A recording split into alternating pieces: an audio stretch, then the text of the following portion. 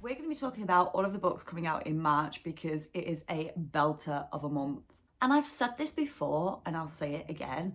2025 is like God tier level in terms of what books are being released. I really feel like it's just upped its game this year and there is just belter after belter after belter coming out and I love it. It is feeding my soul. These are all the books that I am excited about, but of course, if there's any that you're excited about or you think should be on my radar, then make sure you drop that down below. And all of the books I'll be talking about will be linked in the description as well, so you can go and check them out for yourself. Okay, one that needs to be on everybody's radar is Fable for the End of the World. I have just finished this and oh my god, it was like I was 15 again. As a millennial, I grew up in the OG dystopian era. Like, it was the genre of all genres when I was a teenager, and there was just great book after great book, and this just took me right back to that moment. Incredible. In this, we follow Anessa, who is just trying to survive in this awful world. And one of the things that's like a really key theme in this book is consumerism. And in this world, everybody basically gets like unlimited credit. You get 500,000 credits that you can spend without consequence until you max it out. But once you max it out, you then either have to volunteer or tribute somebody to go into the gauntlet as a lamb. The gauntlet is a televised assassination, essentially a hunt between the lambs that are nominated and the angels, who are modified human beings. This is what happens to Anessa. She has a very horrible, very cruel mother who has maxed out her credits on her hypochondriac kind of Munchausen's style thing going on, and volunteers her daughter to be the lamb. Her brother teams up to help her and she's going to do everything she can to survive. And then you have, I think you say it, Melanoe. She's the angel, but there's some kind of defection going on here. She messed up her last gauntlet during the hunt. She kind of lost it and let her emotions take over, and she now has to prove herself in order to not get decommissioned and married off to some really old dude. The story between these two is absolutely heartbreaking. Like, I flew through this book, I could not pull it down, and it's just devastating. And like I said, it just has that classic dystopian genre feel to it. It is YA, but it's got some really, really heavy themes, which I think Ava deals with really, really well. There's, you know, like I said, the consumerism, there's a lot of conversation around gender and sexuality, as well as like how women are portrayed in the media and what's expected of them. And I just devoured it. I loved it. It's definitely, I think, going to end up in my best books of the year. It was just incredible. Sticking with the dystopian theme and the weird vibe that we're suddenly in 2005 instead of 2025, we have a new Hunger Games novel. I am so excited for this. This is Sunrise on the Reaping. So this is another prequel, and this one is Haymitch's Games, which we have all been so excited about. I have not had an arc of this. I have not seen anybody get an arc of this. I don't think there's going to be arcs of this. And I can tell you, I'm going to a midnight release party for this. That is how excited I am. I can tell you, I will be coming home after that party and diving in straight away. I also think I'm going to do immersive reading with this one because the audiobook narrator was announced the other day, and it's that actor from Yellowstone. I'll pop his face here because I can't remember his name off the top of my head, but I do love his voice. So I think I'm going to definitely do the immersive reading thing with this and just completely try and devour it in one sitting. Then we have the Strawberry Patch Pancake House. This is the 4th book in the Dream Harbor series. These are really cutesy, little bit spicy romances that are just set in this small town, and each one follows a different couple. I find them to be really, really good palette cleansers.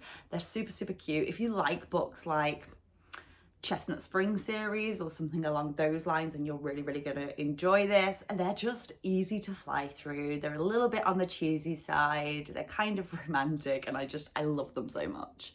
Then we have The Unworthy. I have an arc for this sitting on my Kindle, NetGalley arc. I haven't read it yet. I will be reading it before the end of this month in anticipation of it coming out in March.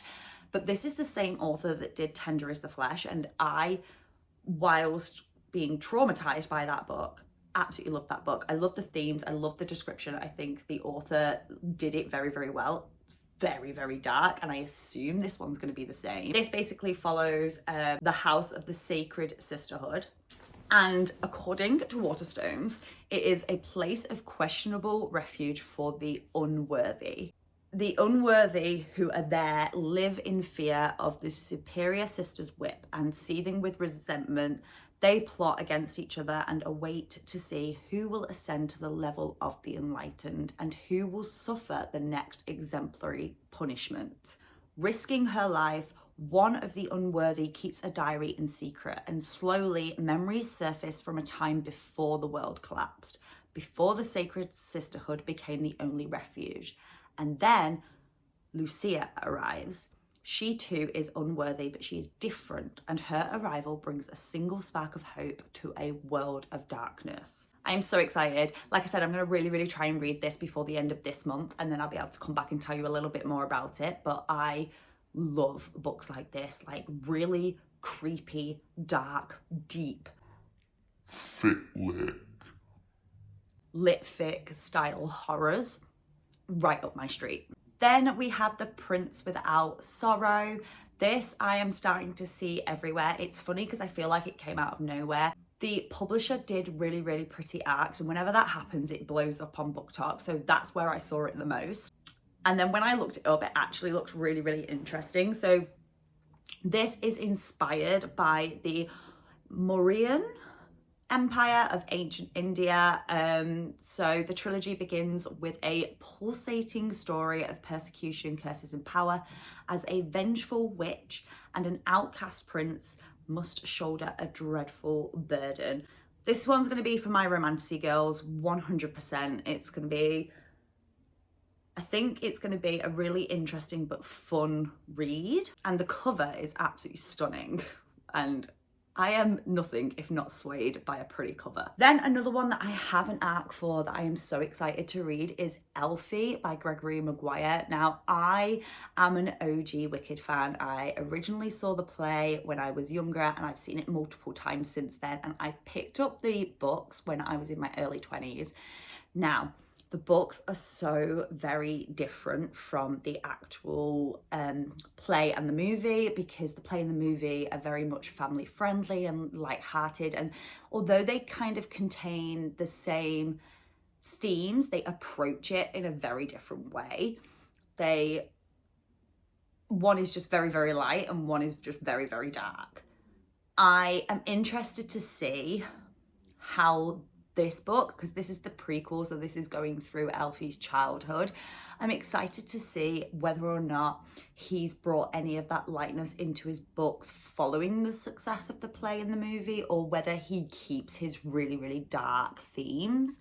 He's obviously going to have to make it make sense with the books, and you know, there are consistency errors between the books and the play for obvious reasons, so it will be interesting to see if he tries to kind of combine them together, or whether this is still going to be as dark as the original books.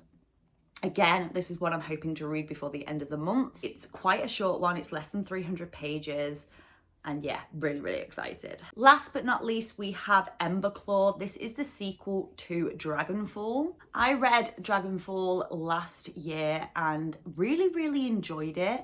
Was it last year or was it the year before? It might have even been the year before.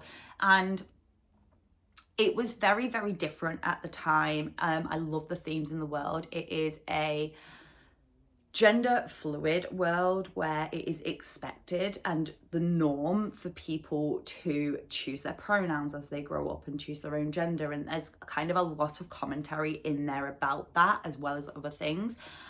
But I'm going to have to reread the first book for sure before reading the second one, because I know a lot happened. And I remember there being a really big plot twist at the end and really, really loving it. but I can't remember all of the tiny details because there was so much information. So I definitely need to retake that in. But I'm definitely excited to complete it. It is a duology, so this book will be the last book, and I'm just so intrigued to know where it's gonna go. That's it for my March roundup. I know that there are probably a lot more coming out that I've not mentioned. Like I said, you can drop that below. And all of the books that I have mentioned are linked in the description. But yeah, I cannot deny that 2025 is just incredible and I am obsessed. I have got to go. I am on my way to London today because I am going to a Simon & Schuster event. So watch out for a video coming about that one very, very soon. But I hope you all have a fabulous week.